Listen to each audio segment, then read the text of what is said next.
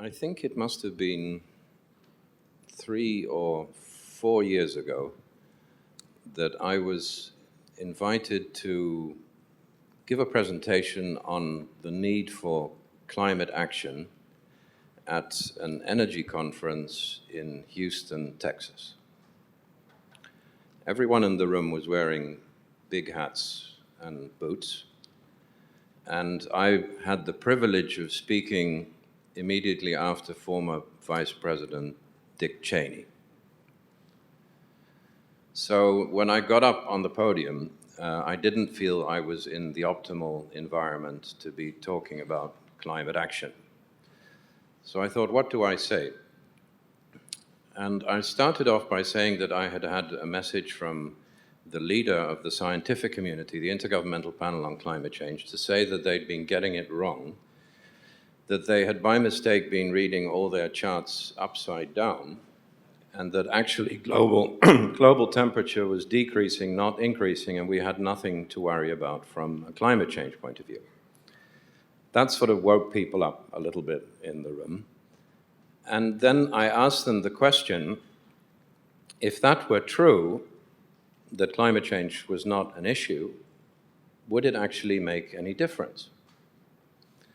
Because we have a series of global issues on energy security, on food security, on water, on material price increases, on biodiversity loss, on desertification, all pushed by population increase, wealth increase, and urbanization. And as you know, all of those trends are interrelated. They interact with each other. So for me, the issue of addressing climate change is not solely about thinking of that particular issue, but thinking of it in a larger context. And I don't know if this diagram works, but it expresses for me a little bit the need to look at those trends in an interrelated sense and to think about, for each one of you in the room, what is relevant, what is important to you?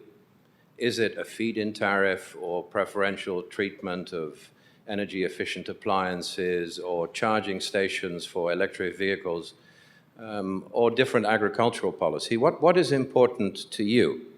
And secondly, what is the probability of something happening in the area that is relevant to you?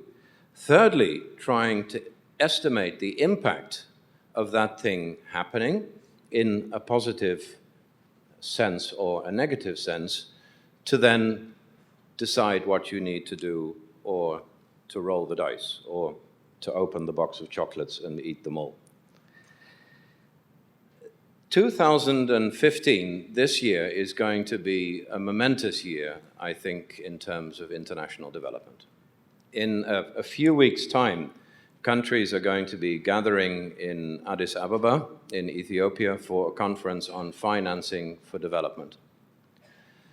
That is incredibly important because that conference addresses the broader set of issues, not just climate, but the whole development agenda, but also because it tees up another important event in September in New York, when the UN Secretary General is hoping to finalize agreement on a series of sustainable development goals that will build on the Millennium Development Goals to give us all a much broader development agenda for which that finance will be necessary. And how well or how badly those two events go will influence something that's going to happen in Paris in November and December, which is the 21st birthday party of the United Nations Framework Convention on Climate Change. We've been negotiating for 21 years. The process will come of age, and hopefully something important will happen. I think it will. I think there will be an agreement in Paris for two reasons. One reason is that the world, I think, desperately needs to see an advance on the climate agenda, on the climate process. And secondly, perhaps this is more cynical, from a pragmatic point of view, because the bar has been significantly lowered. When I was still failing miserably in the climate process, we were talking about international legally binding commitments, and now the conversation is about country volunteering targets. So that makes it a little bit easier. So I think there will be an agreement in Paris. And I think that agreement will consist of three components. The first is probably a legal document which will refer to the commitments that many countries are already lining up for the Paris Agreement. The second, I think, will be a series of decisions on how countries will deliver on those commitments in terms of monitoring, reporting, verification, when the process will revisit the adequacy of commitments and the adequacy of their implementation. And thirdly, I think Paris will agree an implementation agenda. Because the issues are very complicated, negotiating on climate change internationally is very difficult. So my expectation is that following Paris, there will be a process to work out the nitty-gritty. And in that context, what the ADB can contribute on finance, what the World Energy Council can contribute on understanding the energy challenge, I think is incredibly important to that subsequent implementation agenda.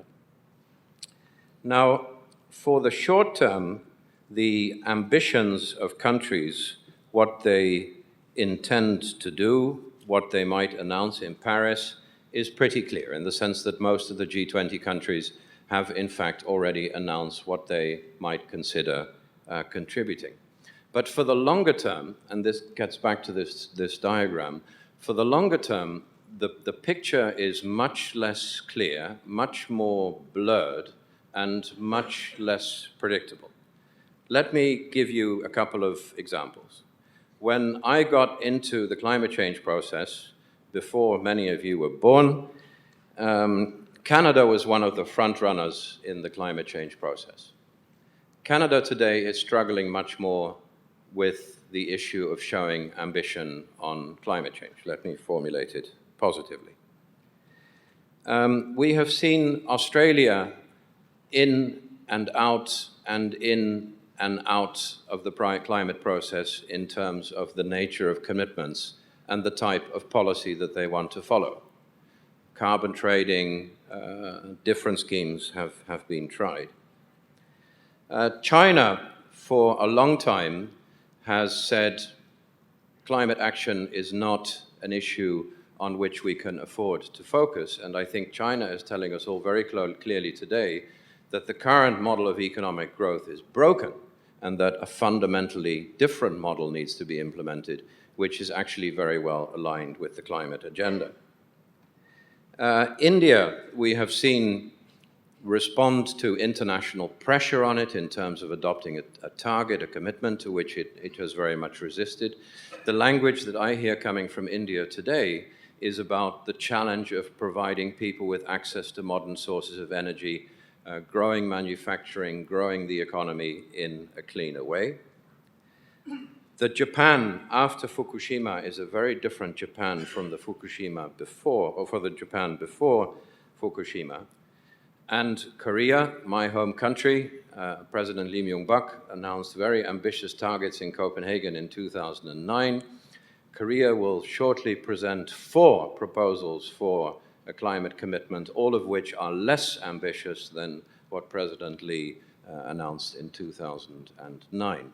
So the landscape is varied and rather unpredictable.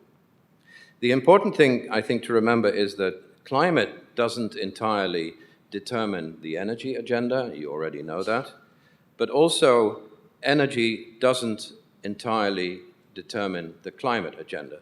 And although the two are very closely related, it is, I think, in trying to plot this very complicated future, trying to identify where your risks and opportunities are in this landscape, to think about a broader set of issues. And I only have time to mention a few. The first is that what countries in this region are spending on importing fossil fuels is increasing very, very dramatically. This chart, I think, shows it. And the message, of course, behind this chart is that there is a significant economic advantage. Forget about the climate. A significant economic advantage to increasing the efficiency of your economy and importing less fossil fuels. So that would be one little circle on the diagram that I showed earlier. The second is that having poor air quality is bad for your health. You already all know that. But having poor air quality is also very bad for your economy. This is a chart that was prepared in the context of the new climate economy report that was launched a few months ago, very much worth reading. And this report shows the hits that countries take on their economy in terms of premature deaths resulting from poor air quality. So that's another factor to put into the equation.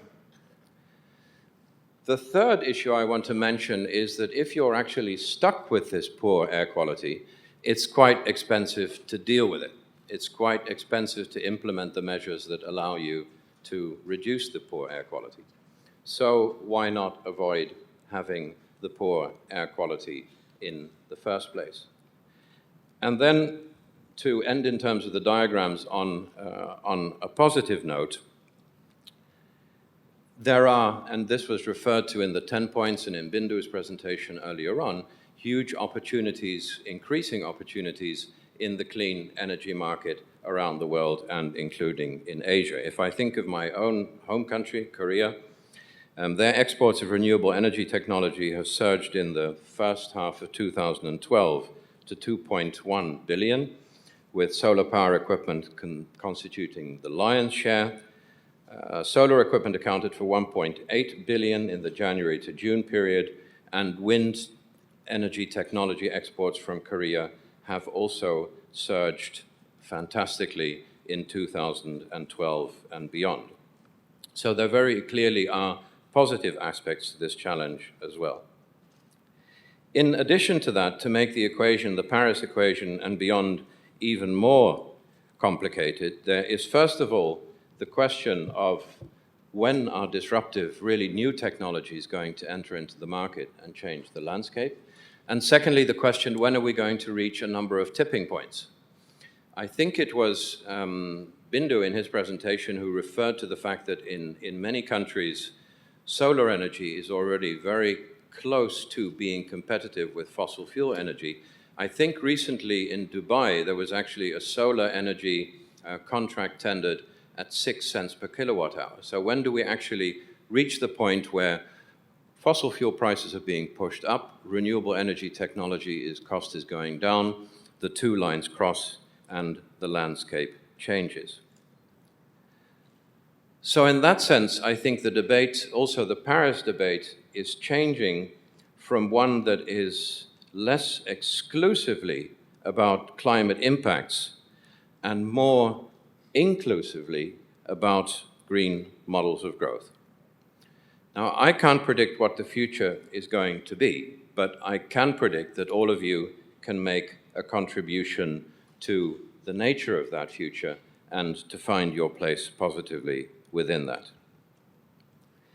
Even after we have the 21st Conference of Parties to the Framework Convention on Climate Change in Paris at the end of this year, that is still, I believe, the beginning of the journey, not the end of the journey. And in Paris, we will very much stand at a crossroads in terms of policy design. Many countries, and the minister from Nepal has just referred to this, many countries are already beginning to take a very different direction in terms of their economic growth, but some countries in this region are also more ambivalent. The one thing that I am convinced of is that in this increasingly interconnected world, the future very much belongs to those who look for the future in the future, as opposed to looking for the future in the past. Thank you. Thank you. Thank you very much, Mr. Yvo de Boer.